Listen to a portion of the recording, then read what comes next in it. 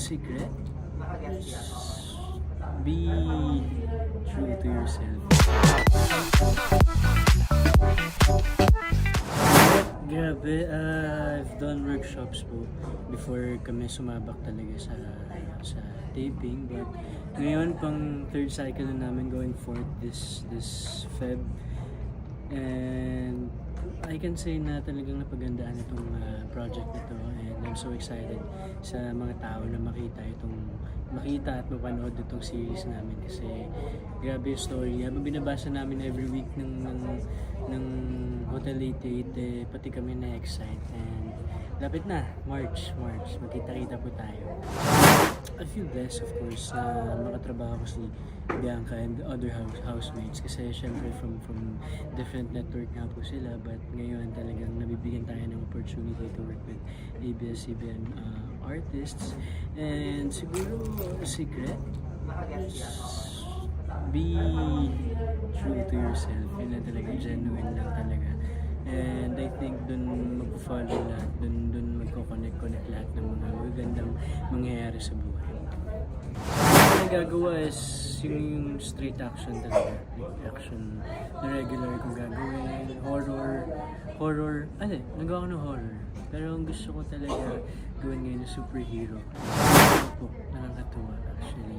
After 12 years ng pagkatrabaho, finally ngayon po, unti-unti na talaga siyang nagbubunga. And mas nakakagana talaga siyang mag-work palalo, and mas galingan palalo sa ginagawa ko dito sa industriya. And hopefully, magtuloy-tuloy po talaga yung blessing na pumasok, na opportunities, kasi I've been praying for this talaga. May whole journey dito sa industry. Nakakatuwa kasi talagang binuhos namin at shinare namin yung puso namin sa loob ng bahay ni Kuya. And para makita silang nag-grow kaming lahat isa-isa sa bawat career na tinatahak namin, nakakataba ng puso. Kasi isang beses din po namin pinag-usapan yan sa loob ng bahay. Sana after na to, magkatrabaho kami, o hindi kaya maging successful yung mga career sa amin.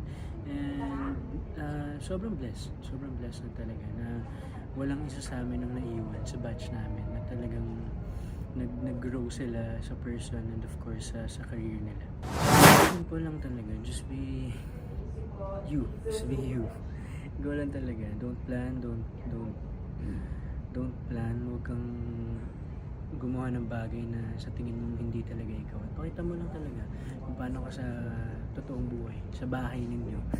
And doon na talaga mag-follow. Meron kasi pag nag-plan ka hindi magiging natural yung kalalabasan eh. Siyempre, ang isang goal ko naman bago ko pumasok sa loob ng bahay is makabuild ng genuine connection sa ibang tao, na new friendship, ganyan. So, ayun, totoo lang talaga. Maging totoo lang talaga.